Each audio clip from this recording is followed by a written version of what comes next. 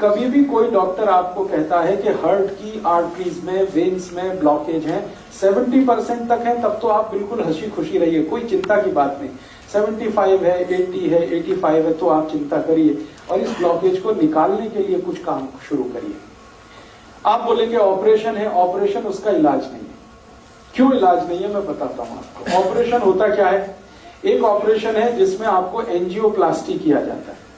Angioplasty में क्या होता है कि मैंने बताया ये जो एक तरह की आर्टरी है, मान लीजिए इसमें से ब्लड जाना है और ये रुक गई है, तो डॉक्टर एक छोटी सी स्प्रिंग है वो आपके आर्टरी में डालेगा, कट करेगा, यहां से आर्टरी को उठाएगा और स्प्रिंग उसमें इंसर्ट कर देगा।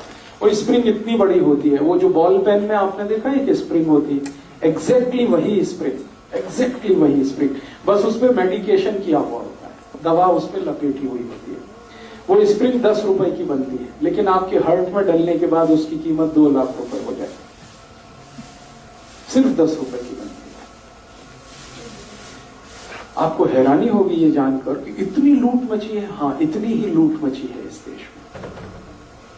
10 रुपए की चीज को आपके हार्ट में डाल के वो कहेगा कि अब तो 2 लाख का बिल हो गया, 2.5 लाख का बिल हो गया, 3 लाख का बिल हो गया। आपको पता नहीं है, आप क्रॉस चेक नहीं करते और हम ये मान के बैठे हैं कि ये तो भगवान है जो डॉक्टर है। लेकिन आपको मालूम नहीं है कि भगवान जब होता था डॉक्टर तब होता था, अब नहीं है। अब तो वो शैतान से भी ज्यादा खतरनाक है। भगवान फिर भी आपकी जान ही लेगा, ये तो इतना शैतान है कि जान भी लेगा, पैसे भी निकाल लेगा आपके घर से। हाँ, ये तो शैतान से भी ज्यादा खतरनाक। इसलिए मैं आपको थोड़ा अवेयर करना चाहता हूं कि हार्ट की प्रॉब्लम लेके कभी भी किसी डॉक्टर के पास आप जाएं और कोई डॉक्टर आपको ये कह दे कि आपका कोलेस्ट्रॉल बढ़ गया, इसके कारण ब्लॉकेज आ गया है, या ट्राइग्लिसराइड बढ़ गया, इसके कारण ब्लॉकेज आ गया है, तो आप बिल्कुल मत घबराइए जब तक आप अपनी रिपोर्ट नहीं देख लेते कि इसमें कितना % है। अगर 70 या 70 से नीचे है तब तो चिंता करने की बात ही नहीं। घर आइए, आराम से सोइए, खाइए पीजिए। 70+ है तो जरूर थोड़ी चिंता की बात है, लेकिन उस चिंता को दूर करने के लिए कुछ उपाय हैं जो मैं आपको बताना चाहता हूं। ऑपरेशन उसका उपाय नहीं है। क्यों? मान लीजिए उसने एक आर्टरी को कट किया और एक स्प्रिंग डाल दिया। स्प्रिंग मैंने कहा इतनी सी है, इतनी सी स्प्रिंग यहां आ गई, ठीक है। अब ये स्प्रिंग डाल दी तो इसमें होगा क्या कि आर्टरी का थोड़ा एक्सपेंशन हो गया, तो खून ज्यादा जाने लगेगा। 1-2 दिन आपको बहुत रिलीफ लगेगा, लेकिन आगे और पीछे जहां स्प्रिंग है ना, उसके आगे और उसके पीछे वहां फिर जमा हो जाएगा क्या? कचरा, कीचड़, कोलेस्ट्रॉल फिर जमा हो गया, तो फिर तकलीफ आएगी आपको। फिर दोबारा आप डॉक्टर के पास जाएंगे, फिर कहेगा आपको एक और एंजियोप्लास्टी कराना पड़ेगा। तो जहां पे उसने स्प्रिंग डाला था उसके आगे पीछे और एक डाल देगा, फिर आपका 2-2.5 लाख का खर्चा। फिर उसमें क्या होगा, जहां स्प्रिंग पड़ गई वहां से तो ब्लड निकल गया, फिर उसके आगे और पीछे फिर वही समस्या। मतलब सीधा सा ये है कि ब्लॉकेज होने की टेंडेंसी जब तक आपके ब्लड में रहेगी तब तक ये होता ही रहेगा, आप चाहे कितनी एंजियोप्लास्टी करा दीजिए। और एक आर्टरी में 2 या 3 से ज्यादा एंजियोप्लास्टी हो नहीं पाती क्योंकि वो बहुत वीक हो जाती है। तब डॉक्टर आखिर में कहता आप बाईपास सर्जरी करा लो। बाईपास सर्जरी में क्या होगा, जो आर्टरी है उसके पैरेलल एक दूसरी आर्टरी लगाएगा और इसको बंद कर देगा। लेकिन अगर ब्लॉकेज की टेंडेंसी उसमें भी बनी हुई है तो थोड़े दिन में उसमें भी ब्लॉकेज आ जाएगा। कीचड़ भरने की अगर नाली में टेंडेंसी है तो नाली कितनी भी नहीं बनाते रहो, कीचड़ भरने ही वाला है। आप कुछ ऐसी व्यवस्था करो कि पानी के साथ नाली में कीचड़ ही ना जाए, ब्लड में कोलेस्ट्रॉल बढ़े ही नहीं, ट्राइग्लिसराइड बढ़े ही नहीं। और कोलेस्ट्रॉल बढ़े तो वो बढ़े जो अच्छा वाला है, जिसको हम HDL कहते हैं। खराब वाला क्यों बढ़े, LDL और VLDL। तो मूल बात जो हमें समझने की है वो ये कि हार्ट की प्रॉब्लम में कभी भी आपको डायग्नोसिस कर दिया किसी डॉक्टर ने कि आपको हार्ट अटैक आने वाला है, हार्ट फेल होने वाला है, कार्डियक अरेस्ट होने वाला है क्योंकि आपकी आर्टरीज में यहां ब्लॉकेज है, यहां ब्लॉकेज है, तो इसमें चिंता नहीं करना है, चिंतन करना है। चिंता करेंगे आप, घबराएंगे, घबराहट में वो सारे पैसे आपके निकाल लेगा, क्योंकि यही आपका वीक पॉइंट है। आप चिंतन ये करिए कि मेरे ब्लड में जो खराब कोलेस्ट्रॉल है वो बढ़ क्यों रहा है, ये कम हो जाना चाहिए। अब ब्लड में खराब कोलेस्ट्रॉल बढ़ने से ही ब्लॉकेज है, तो खराब कोलेस्ट्रॉल बढ़ने के कारण जान लीजिए। किन कारणों से खराब कोलेस्ट्रॉल बढ़ता है और किन कारणों से अच्छा कोलेस्ट्रॉल बढ़ता है। जिंदगी में जितने भी लोग डालडा खाते हैं, डालडा आप समझते हैं, वेजिटेबल ऑयल, ये डालडा सबसे खराब वस्तु है जो खराब कोलेस्ट्रॉल को बढ़ाती है। खराब कोलेस्ट्रॉल मैंने फिर बोला, एलडीएल और वीएलडीएल। एलडीएल और वीएलडीएल आपके खून में सबसे ज्यादा तब बढ़ता है जब आप डालडा खाते हैं और रिफाइंड ऑयल खाते हैं और डबल रिफाइंड ऑयल खाते हैं, ट्रिपल रिफाइंड ऑयल खाते हैं। तो refined oil, double refined oil, triple refined oil, Dalda, ये 4 नाम हमेशा याद रखिए जो सबसे खतरनाक है आपकी जिंदगी के लिए। इनसे जुड़े हुए अगर प्रोडक्ट आपके घर में हैं, डालडा या डालडा का कोई भी प्रोडक्ट, XYZ ब्रांड नेम से आ सकता है। रिफाइंड ऑयल का कोई भी प्रोडक्ट XYZ नेम से आ सकता है। वो रुचि हो सकता है, वो सोया हो सकता है, वो गगन हो सकता है, वो पता नहीं क्या क्या नाम से हो सकता है। ये सब वो प्रोडक्ट हैं जो आपके शरीर में खराब कोलेस्ट्रॉल का निर्माण करते हैं। खराब माने एलडीएल और वीएलडीएल, उसके कारण आपको ब्लॉकेज। तो क्या करना चाहिए? इमीडिएट आपको फैसला करना चाहिए कि भाई हमारे घर में डालडा नहीं आएगा, हमारे घर में कोलेस्ट्रॉल खराब बढ़ाने वाला कोई भी प्रोडक्ट नहीं आएगा। तो डालडा हटा दीजिए, अपने भोजन से डालडा निकाल दीजिए और रिफाइंड ऑयल भी निकाल दीजिए, डबल रिफाइंड भी ऑयल निकाल दीजिए। तो रिफाइंड और डबल रिफाइंड और डालडा निकालते ही आपका कोलेस्ट्रॉल घटना शुरू हो जाए, इमीडिएट। और अगर आप चाहें तो 3 महीने ऐसा खाना खा के देख लीजिए जिसमें डालडा की 1 बूंद भी ना डाली गई हो और रिफाइंड और डबल रिफाइंड ऑयल ना इस्तेमाल किया गया हो। 3 महीने में वो डॉक्टर ही कह देगा अरे आपका तो बहुत कम हो गया एलडीएल और वीएलडीएल। तो कारण आपको पता होना चाहिए। कारण सबसे बड़ा जो है बैड कोलेस्ट्रॉल, खराब कोलेस्ट्रॉल जो हार्ट अटैक लाता है, कार्डियक अरेस्ट लाता है, उसको लाने वाला जो प्रोडक्ट है, जो वस्तु है आपके रसोई में, वो डालडा है, रिफाइंड ऑयल है, डबल रिफाइंड ऑयल। अब आप उल्टा कहेंगे कि डॉक्टर तो सब बोलते हैं रिफाइंड ऑयल खाओ, हार्ट की प्रॉब्लम से बचना है तो डबल रिफाइंड खाओ और अच्छा है। डॉक्टर इसलिए बोलते हैं कि उनका आपस में एक दूसरे के साथ जबरदस्त कनेक्शन है। रिफाइंड और डबल रिफाइंड ऑयल बेचने वाली कंपनियों का डॉक्टरों के साथ कनेक्शन है। डॉक्टर उनका जितना भी प्रिस्क्रिप्शन करेंगे, कंपनियों का धंधा चलेगा, कंपनियों का धंधा चलेगा तो डॉक्टरों का भी धंधा चलेगा। लोग जितना ज्यादा रिफाइंड और डबल रिफाइंड खाएंगे उतना हार्ट अटैक आएगा, उतना हार्ट अटैक आएगा तो डॉक्टरों की भी चांदी है, कंपनियों की भी चांदी है। इसलिए आप विज्ञापन देखकर टेलीविजन पर कभी भी जिंदगी के बारे में फैसला मत करिए। टीवी पर ऐसे ऐसे विज्ञापन आते हैं, कोई पत्नी अपने पति के बारे में बात करती हुई कहती है कि इनको तो ये तकलीफ है तो मैं उसी दिन से सोया वनस्पति ऑयल ले आई, तो ये ऑयल ले आई, तो वो ऑयल ले आई। बस यही खतरनाक, क्योंकि एक भी विज्ञापन सच नहीं होता और सच विज्ञापन करने की उनकी कोई जवाबदारी नहीं है, क्योंकि सरकार ने उनको झूठ बोलने का लाइसेंस दिया है। एक भी विज्ञापन सच नहीं होता और सच बात विज्ञापन में बताई नहीं जाती। तो आप टीवी विज्ञापन देखकर कभी भी ये डिसाइड मत करिए कि हमारे घर में क्या लाना है क्या नहीं लाना है। वो ऑयल के बारे में है तब तो बहुत कॉशियस है। तो आप जैसे ही डालडा हटाएंगे, जैसे ही ये रिफाइंड और डबल रिफाइंड ऑयल हटाएंगे, 3 महीने आप देशी घी में खाना बना के खा लीजिए, देशी घी। आप देखेंगे आपका कोलेस्ट्रॉल कम होना शुरू हो जाएगा, ट्राइग्लिसराइड कम होना शुरू हो जाएगा। अब ये महत्व की बात है जो आपने कहा वो भी नकली है, तो असली बना लीजिए घर में। दूध आपके पास आता है, दही बना लीजिए, उसमें से मक्खन निकाल लीजिए, मक्खन को गर्म करके घी बना लीजिए, वो आपके घर में ही है। मेरा कहने का मतलब ये है कि आप घी के लिए देशी घी जितना ज्यादा खाएंगे बैड कोलेस्ट्रॉल उतना कम बनेगा, डालडा जितना खाएंगे बैड कोलेस्ट्रॉल उतना ज्यादा बनेगा, रिफाइंड और डबल रिफाइंड खाएंगे और ज्यादा।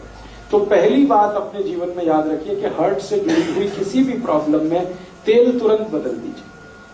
फिर आप बोलेंगे अच्छा डालडा छोड़ दिया, तो डालडा छोड़ के घी पे आ जाइए। और घी में मैं आपसे कह चुका हूं कि गाय का हो तो बहुत अच्छा है। गाय का घी जिस पर 12 साल मैंने रिसर्च किया है, 1 ग्राम भी कोलेस्ट्रॉल नहीं बढ़ने देता। गाय के घी में ऐसी तासीर है। हाँ मैं बताता हूं, 1 मिनट। गाय का घी 12 साल तो मैं रिसर्च कर लिया, हजारों साल हमारे ऋषि मुनियों ने रिसर्च कर लिया। गाय का घी 1 ग्राम भी कोलेस्ट्रॉल किसी का बढ़ने नहीं देता, कितना भी खा लें आप, 1 ग्राम भी नहीं बढ़ने देता। बढ़ने देता है जो घी वो भैंस का है।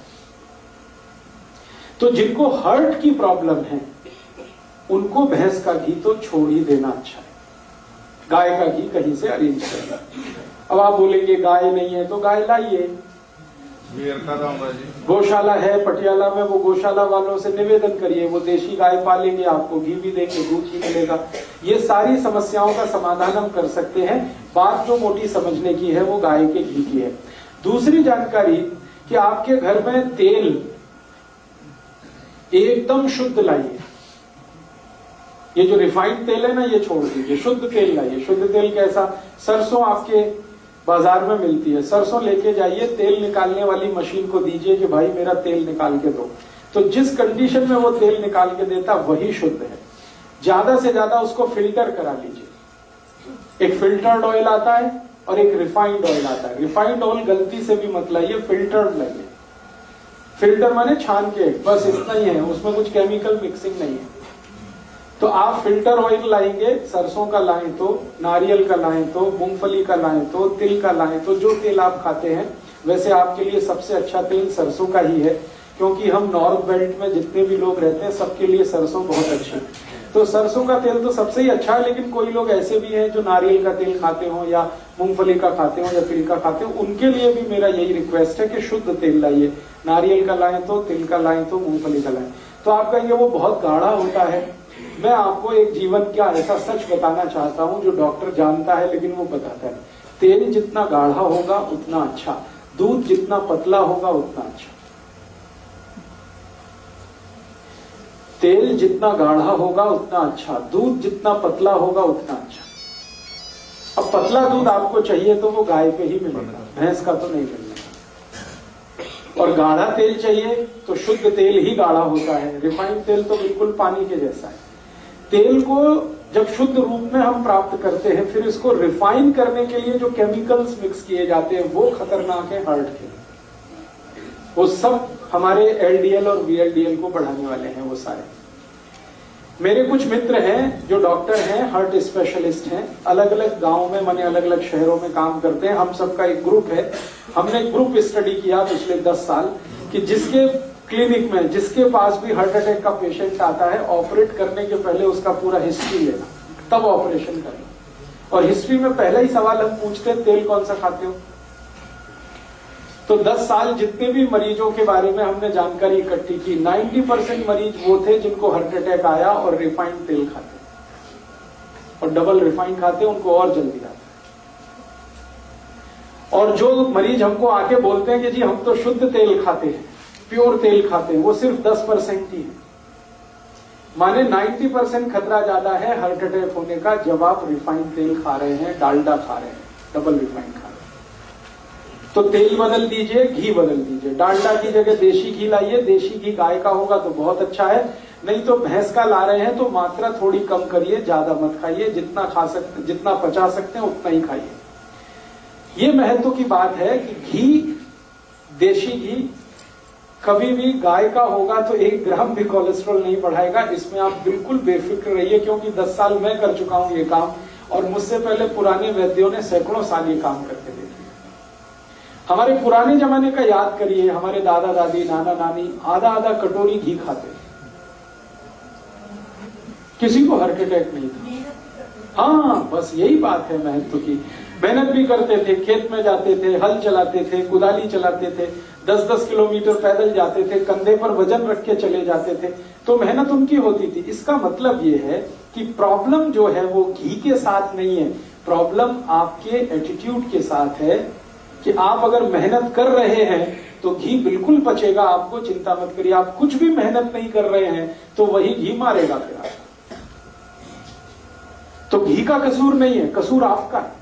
आप मेहनत नहीं करते। छोटे छोटे काम में भी हम मेहनत से अब चुराने लगे हैं अपना जी। ट्रैक्टर आ गया तब से तो और ज्यादा जी चुराना हमने शुरू कर दिया है। हर काम के लिए और स्कूटर या मोटरसाइकिल यूज करते हैं, कार यूज करते हैं। सब्जी भी लेने जाएंगे तो उसके लिए हमें ये सब लगता है। पैदल चलना हमारा इतना कम हो गया है, पहले बहुत पैदल चला जाता था, साइकिलें होती थी, पैदल चलते थे। तो ये सब फिजिकल वर्क पहले था, अभी बहुत कम है। तो इसमें घी का क्या दोष है? आप घी को गाली क्यों देते हैं? अपने को गाली दीजिए ना, हम मेहनत नहीं करते, हम निकम्मे हो गए, हम कामचोर हो गए, इसलिए ये प्रॉब्लम। इसमें घी का कोई दोष नहीं। घी का दोष तब आएगा जब आप मेहनत भी करें और उसके बाद भी आपका कोलेस्ट्रॉल बढ़े तब, लेकिन ऐसा कभी हुआ नहीं आज तक। मेहनत करने वालों को घी बहुत अच्छे से डाइजेस्ट होता है। तो इसलिए आप घी तो रखिए, देशी घी अपने घर में, रसोई में।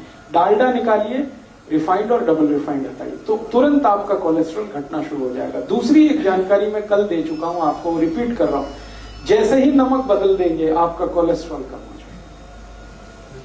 नमक कल मैंने बताया, समुद्री नमक छोड़कर आप सीधा नमक पे आ जाएंगे, काले नमक पे आ जाएंगे, कोलेस्ट्रॉल अपने आप गिरने लगेगा, ट्राइग्लिसराइड गिरने लगेगा। तो ये दूसरी बात याद रखिए। और तीसरी बात ये याद रखिए कि जितनी ज्यादा छिलके वाली दाल और छिलके वाली सब्जियां खाएंगे उतना ही कोलेस्ट्रॉल आपका घटता चला जाएगा।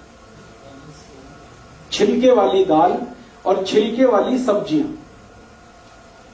जैसे लौकी है, तोरई है, टिंडा है, कद्दू है, करेला है, इन सब सब्जियों में हम छिलका उतारते हैं। ये मत उतारिए, छिलका उतारना बंद कर दीजिए, क्योंकि सब्जियों का सबसे ज्यादा प्रोटीन छिलके में है और फाइबर भी छिलके में। तो आप छिलके वाली सब्जियां खाइए। जिनको भी हार्ट की प्रॉब्लम है, ये सब बात उनके लिए हो रही है, सब के सब छिलके वाली सब्जियां खाएं।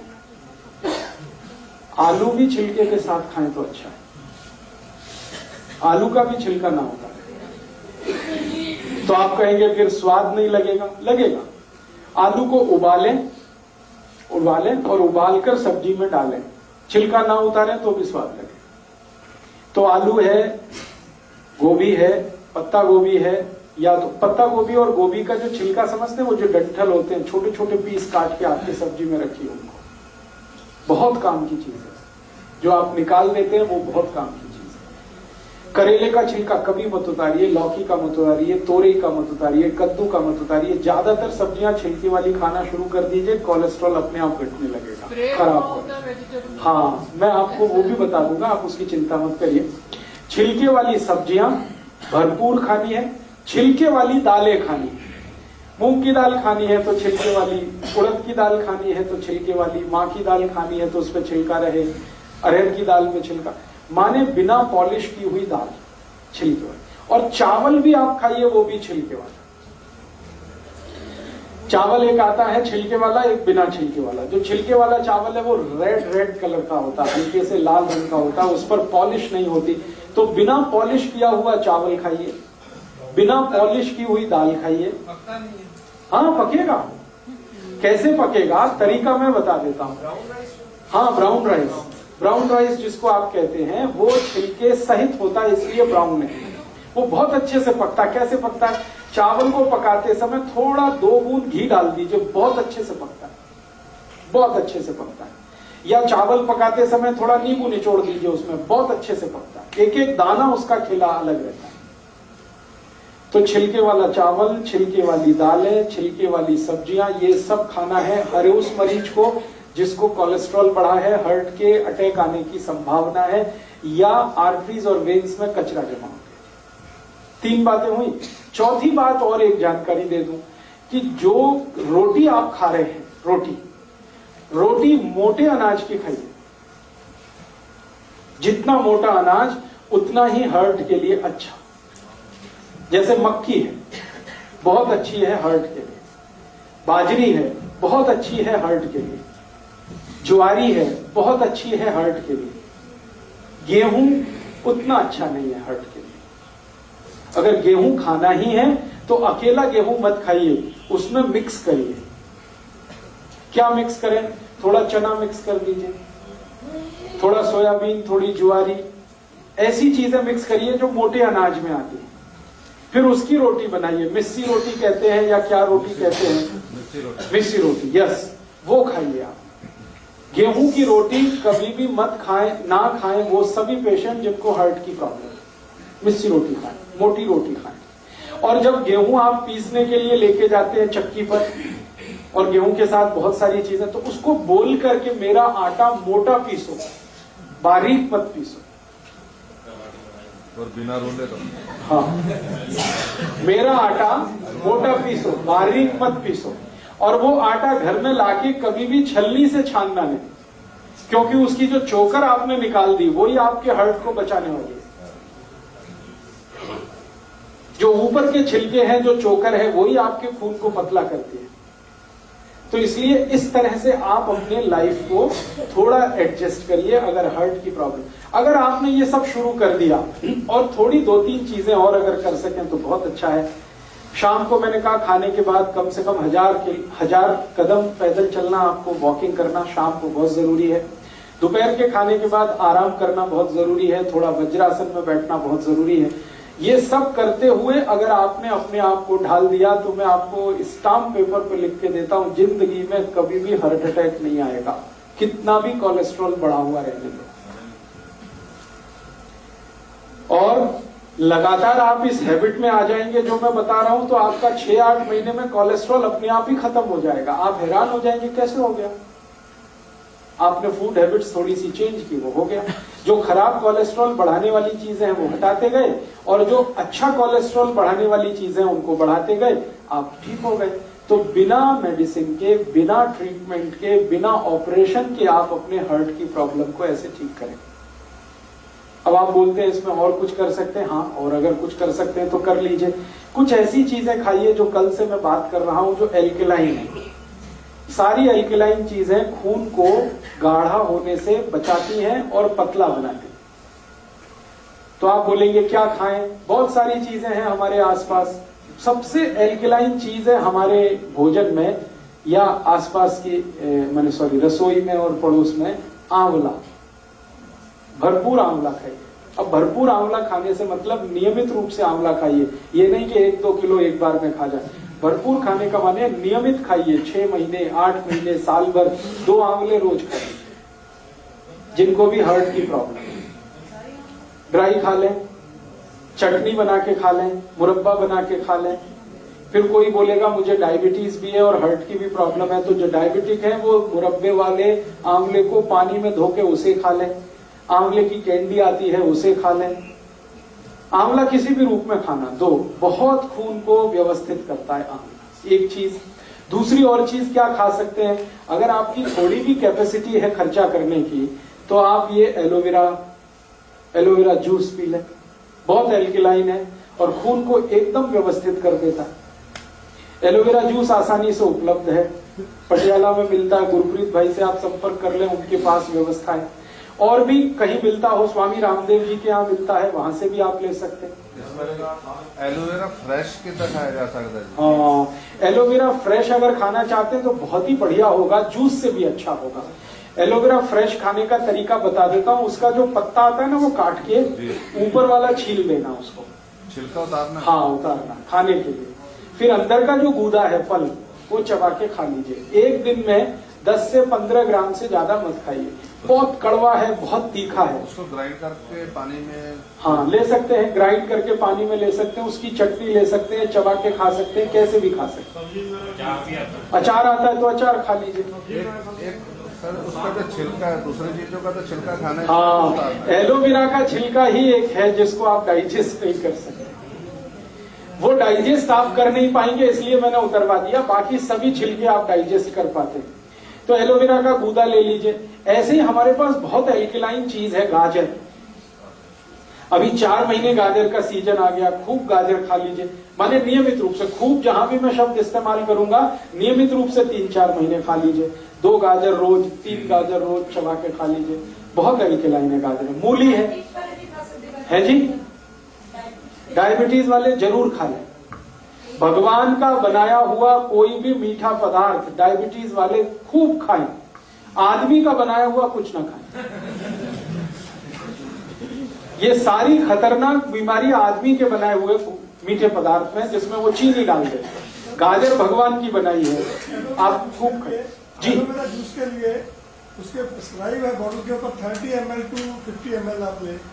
30 ml की तो जरूरत नहीं है, वो उन्होंने प्रेस्क्रिप्शन दिया है, शायद वो बहुत हाई डिग्री किसी पेशेंट को ध्यान में रख के। मैं आपको कह रहा हूं कि 10 से 15 ml ही पर्याप्त है। 30 ml बहुत ज्यादा है, नॉर्मल आदमी के लिए ठीक नहीं। वो बॉटल पे इसलिए भी लिखा गया है कि बिके, सब जगह बेचने का प्रॉब्लम आ गया ना। तो आपको तो मैं बता रहा हूं उस हिसाब से कि न्यूनतम दवा लेके या बिना किसी दवा के आप अपनी जिंदगी को कैसे मैनेज कर सकते। तो एल्कलाइन चीजें हैं, गाजर है, आंवला है, टमाटर है, पत्ता गोभी है, फिर बंद गोभी है, फिर ये आपके पास मूली है, फिर चौलाई है, फिर सरसों है जो आजकल साग के रूप में, ये सब एल्कलाइन है, सब हार्ट के लिए टॉनिक है ये सब। तो इन चीजों का इस्तेमाल करते हुए भोजन में देशी घी या तो शुद्ध तेल का इस्तेमाल करते हुए, नमक बदलते हुए आप चल पड़िए जिंदगी के रास्ते पर। एक बार अगर अटैक आ चुका है पुराने किसी समय में, दोबारा कभी नहीं आएगा। और जो भी ब्लॉकेज है वो बिना किसी दवा के अपने आप ही निकल जाएगा, क्योंकि बॉडी में ब्लॉकेज बनाने की टेंडेंसी है तो निकालने की भी टेंडेंसी है। दवा खाने की इसके लिए जरूरत नहीं है, मेडिसिन की इसके लिए बिल्कुल जरूरत नहीं है। अब एक आखिरी बात बता देता हूं, इमरजेंसी आ जाए, मान लो इमरजेंसी। इमरजेंसी क्या होती है? आपने जैसा मैंने कहा वैसे सब मैनेज किया, ठीक है, और शायद कोलेस्ट्रॉल आपका इतना बढ़ा हुआ हो कि ब्लॉकेज 99% पहुंच गया हो। उस कंडीशन में उसको रिड्यूस होने में 6-8 महीने लगते हैं। इस बीच में कभी इमरजेंसी आ गई तो, इमरजेंसी माने अटैक ही आ गया मान लो, तो भी घबराइए मत। मैं आपको एक जानकारी देना चाहता हूं कि 99% पेशेंट में ऑटोमेटिक बाईपास होता है। भगवान ने ऐसी व्यवस्था बनाई है शरीर में, ऑटोमेटिक बाईपास होता है, डॉक्टर नहीं करता, खुद ही होता है। कैसे होता है? मान लो मैं थोड़ी देर फिर पुरानी बात पे आता हूं, ये एक आर्टरी है, ये पूरी तरह से बंद हो गई, अब इसमें से ब्लड सप्लाई नहीं हो रहा है, तो ये जो बंद हो गई ना, इसके पैरेलल एक खुली हुई आर्टरी रहती है हमेशा। हर एक आर्टरी के पैरेलल एक दूसरी है, हर एक वेन्स के पैरेलल एक दूसरी वेन है। वो उसी समय के लिए भगवान ने दे रखी है कि ये बंद हो जाए तो दूसरी अपने आप खुल जाएगी, ऑटोमेटिक बाईपास हो जाएगी। इसलिए घबराइए मत, डरिए, भगवान ने बहुत सुरक्षा बनाई है आपके लिए। अब जान के रखिए इस बात को कि हो सकता है ऑटोमेटिक बाईपास हो जाए और आप डॉक्टर के यहाँ एडमिट हो, डॉक्टर को भी मालूम है कि इनका बाईपास हो चुका है, फिर भी वो कहेगा कि आपको तो बाईपास करना है, तो वो यहां से काट के फिर सिल देगा और कहेगा मैंने बाईपास कर दिया, मुझे पैसे दे दो। और हो सकता है उसने कुछ नहीं किया हो, क्योंकि बाईपास तो ऑटोमेटिक हो चुका है। ये सभी के शरीर में होता है, हर एक व्यक्ति के शरीर में होता है। हृदय की व्यवस्था ऐसी भगवान ने बनाई। तो ऑटोमेटिक बाईपास 99% केसेस में होता है। 1% केस में नहीं हो पाता जब हार्ट फेल हो जाता है, उसी समय नहीं हो पाता, बाकी तो अटैक में तो होता ही है। इसलिए वहां भी ऑपरेशन की जरूरत नहीं है। हाँ, एक चीज जरूर ध्यान रखिए कि मान लीजिए इमरजेंसी है, आपको बहुत तेज पेन हो रहा है, एंजाइना का माने अटैक का, रात के 2:30-3 बजे के आसपास ही ये आता है। क्यों आता है वो जानना बहुत इंटरेस्टिंग है। शरीर के जितने ऑर्गन्स है ना, इंटरनल ऑर्गन्स, हार्ट है, किडनी है, लीवर है, इन सब का वर्किंग जो काम करने का एक खास समय है। एक खास समय पर हार्ट बहुत ज्यादा काम करता है, एक खास समय पर किडनी ज्यादा काम करती है, एक खास समय पर लीवर ज्यादा काम करता है। उसकी मैंने लिस्ट दी है, बाहर एक किताब है, 2 किताबों में ये लिस्ट है पूरी। आपका स्वास्थ्य आपके हाथ और अहिंसात्मक चिकित्सा, 2 किताबों में हर एक ऑर्गन का टाइम पीरियड मैंने दिया हुआ है कैलकुलेट करके कि ये हार्ट है, इसके काम करने का समय ही है 2:30 बजे से 4:30 बजे तक। ये ज्यादा काम करता है, बाकी समय काम नहीं करता ऐसा नहीं है, कम करता है। इसी तरह किडनी का समय है, इसी तरह लीवर का समय।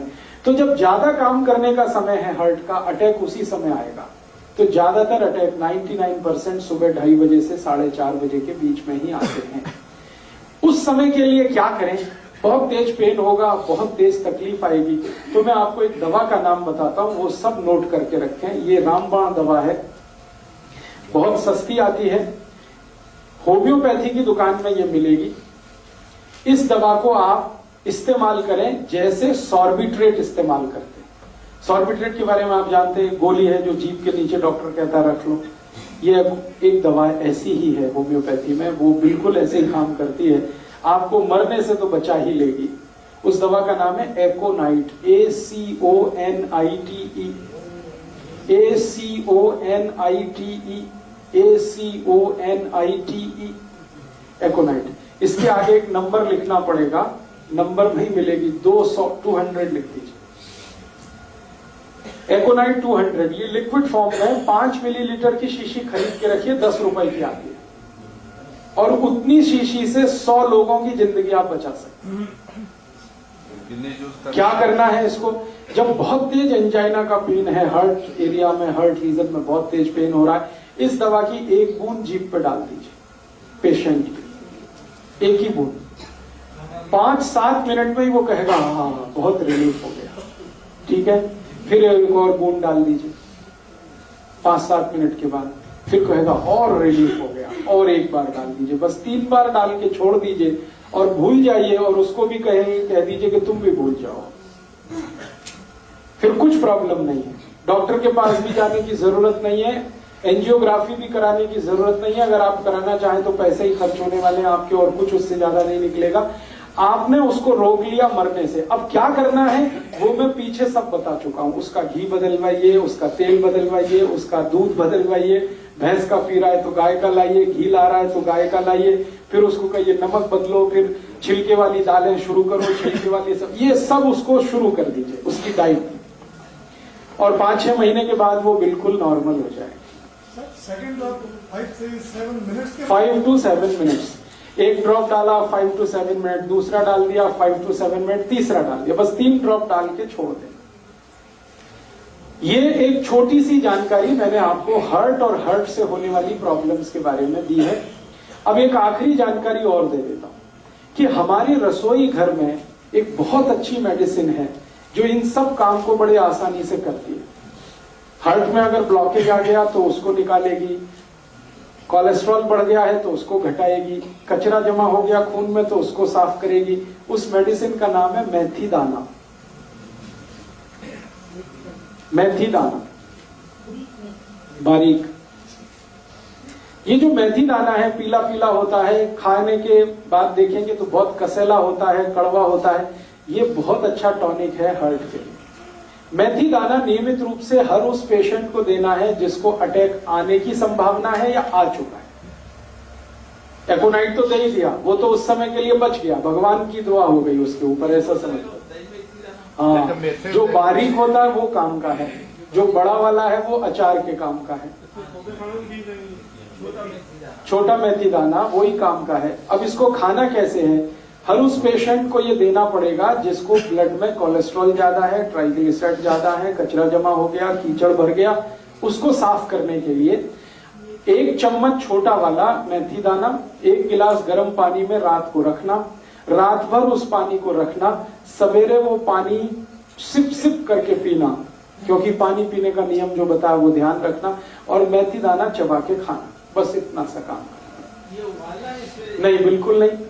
रात को गर्म पानी में 1 गिलास, कांच का गिलास रहना चाहिए, उसमें 1 छोटा चम्मच मेथी दाना, छोटा मेथी दाना वो डाल के रख दीजिए, रात भर रखा रहने दीजिए, सवेरे पानी को सिप सिप करके पी लीजिए और उस दाने को चबा के खा लीजिए।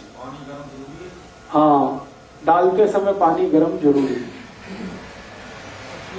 दोबारा पीते वक्त पानी गर्म करने की जरूरत नहीं, क्योंकि वो मेथी से ही बहुत गर्म हो चुका है, तासीर बदल जाती है उस पानी की, रंग बदल जाता है, आप देखेंगे पानी पीला हो जाएगा। लगभग 3 से 4 महीने लगातार, 90 से 120 दिन लगातार।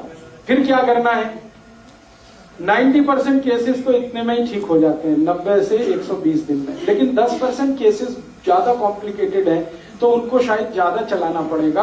तो मेथी दाने का एक नियम है, वो ये कि 90 से 100 दिन देने के बाद 15-20 दिन के लिए उसको ब्रेक दे दीजिए, 15-20 दिन के, और फिर वापस 90 दिन चला सकते हैं। तो 2 बार से ज्यादा शायद रिपीट मैंने आज तक किसी पेशेंट को नहीं किया, 2 रिपीटिशन में ही सब क्लियर कर देते।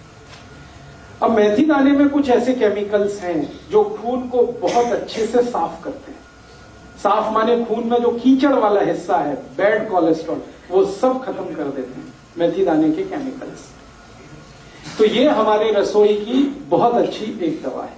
और एक अच्छी दवा बता देता हूं, इसी के साथ चाहे तो वो ले सकते हैं, नहीं तो ये या वो दोनों में से कोई एक ले सकते। स्वामी जी अक्सर वो आपको बताते हैं लौकी का रस, ये लौकी का रस भी वही काम करता है जो मेथी दाना करता है। लौकी का रस आप जानते हैं, छिलका नहीं उतारना, लौकी के छोटे टुकड़े करके कद्दूकस में पीस के उसमें या मिक्सर में पीस के रस निकाल लेना। उस रस में तुलसी पत्ता, धनिया पत्ता और पुदीना पत्ता, ये कम से कम 5 से 10 तीनों, 5 पत्ते धनिया, 5 पत्ता पुदीना, 5 पत्ता तुलसी, या 10 पत्ते धनिया, 10 पत्ता पुदीना, 10 पत्ते तुलसी, ये तीनों मिक्स करके चटनी बना के, चटनी माने उसमें कुछ मिलाना नहीं, खाली पीसना, पीस के उसको रस में मिलाना, लौकी के रस में। और इस रस की मात्रा 1 कप माने 150 ml। फिर से रिपीट करता हूं, लौकी का रस निकालना है बिना छिलका उतारे, और उसमें 5 से 10 पत्ते धनिए का, 5 से 10 पत्ते पुदीने का, 5 से 10 पत्ते तुलसी का, तीनों पीस के डालना है। 1 कप रस होगा और इसमें तीनों पत्ते पीस के डाल दिए। अब ये पीना है। इसको सबसे अच्छा पीने का समय है सवेरे खाली पेट, और अगर सवेरे खाली पेट कोई नहीं पी पाता, कारण कुछ भी हो उसका, तो दोपहर को खाने के बाद तो जरूर लेना है। शाम को ये नहीं ले सकते। सवेरे तो खाली पेट पानी भी पीना जी, हाँ। कितना चਿਰ बाद? तो पानी पीने के लगभग 40 मिनट बाद, 40 से 45। एलोवेरा का जूस भी है जो बनाना घर में, वो भी हाँ, उसमें और 40 मिनट जोड़ दीजिए। पानी ले लीजिए, एलोवेरा जूस ले लीजिए, फिर 40 मिनट जोड़ के और आप ये रस ले लीजिए लौकी का। और अगर कुछ लेना है तो 40-45 मिनट गैप रखिए। हर एक दवा से दूसरी दवा के बीच में 40 मिनट से लेकर 1 घंटे का गैप बहुत जरूरी है। आयुर्वेद की कोई भी दवा खाने के इमीडिएट बाद ले सकते हैं। अब आप पूछेंगे खाने के इमीडिएट बाद तो लस्सी पीनी है, तो लस्सी पी लीजिए, फिर 40 मिनट बाद ले लीजिए। खाने के इमीडिएट बाद लेंगे, उसके आगे नहीं जा सकते, माने लंच टाइम तक आपको ये पी लेना है। शाम का समय इसके लिए अच्छा नहीं है। खाने तो बाद जी लस्सी है जो दही आवी या रड़के आवी मक्खन निकाल के। जिनको हार्ट की प्रॉब्लम नहीं है वो मक्खन ना निकाले, और जिनको हार्ट की प्रॉब्लम है वो मक्खन निकाल के। तो ये एक दवा मैंने बता दी। एक दवा हो गई मेथी दाना। हाँ, हमेशा। हाँ, पहले या पानी, फिर एलोवेरा लेना है तो एलोवेरा, आंवला लेना है तो उसी के साथ एलोवेरा के साथ, फिर 40 मिनट 1 घंटे के बाद मेथी लेना है। इस तरह से आप शेड्यूल करिए। हर चीज का एक शेड्यूल। एक याद रखिए, लिक्विड चीज सबसे पहले, सॉलिड चीज उसके बाद। अब मेथी दाने में कुछ तो सॉलिड पार्ट है और एलोवेरा जूस में कुछ भी सॉलिड नहीं है, तो पहले लिक्विड बाद में सॉलिड, सवेरे का ये नियम। और एक दो जब दवाएं बता देता हूं इसी तरह की जो काम में आएंगी हार्ट के लिए। आपको अपने ही रसोई में इसी तरह की और एक बहुत अच्छी दवा है, अर्जुन की छाल। वो भी बहुत एल्कलाइन है। इस अर्जुन की छाल का पाउडर आता है, आप उसको यूज करिए हार्ट के प्रॉब्लम के लिए। जिनको भी है कोलेस्ट्रॉल ज्यादा या ट्राइग्लिसराइड ज्यादा या खून में कीचड़ जमा, जो मैंने बोला था, अर्जुन की छाल बाजार में मिलती है, 30-40 रुपए किलो है। इसमें शहद मिला के, शहद नहीं मिला सकते तो गुनगुने पानी में मिला के, है जी, 100 रुपए किलो। तब तो आपको ठग लिया किसी ने। अगर आप उसको थोक बाजार से खरीदेंगे 30 से 40 रुपए किलो से ज्यादा भाव नहीं है उसका पूरे भारत। 100 ग्राम का पैकेट 10 रुपए का। आप थोक में खरीद लीजिए ना, मैं कह रहा हूं मार्केट थोक में जाइए, 30 से 40 रुपए किलो से ज्यादा भाव ही नहीं है उसका। तो आप जो है अर्जुन की छाल का पाउडर, इसको भी इस्तेमाल कर सकते हैं हार्ट पेशेंट के लिए। ये भी बहुत एल्कलाइन है। और एक दो चीजें बताता हूं जो इसी तरह से एल्कलाइन है और हार्ट के लिए बहुत। पाउडर ही लेना अर्जुन की छाल। शहद लेना है, शहद नहीं है तो गुनगुने पानी में मिला के लेना है। हाँ, क्वांटिटी माफ करिए, भूल गया। कभी भी लेना है अर्जुन की छाल का पाउडर एक बार में तो आधा टी स्पून, 1 टेबल स्पून है 1 टी स्पून आधा, इतना ही लेना है एक बार में, एक दिन में। फिर दूसरे दिन लेना है, फिर उतना ही। 3 महीने लगातार आप इसे भी ले सकते हैं अर्जुन की छाल। और माफ करिएगा, ये जितनी चीजें बता रहा हूं ये सब ऑल्टरनेटिव के रूप में बता रहा हूं, एक साथ सब मत ले लेना।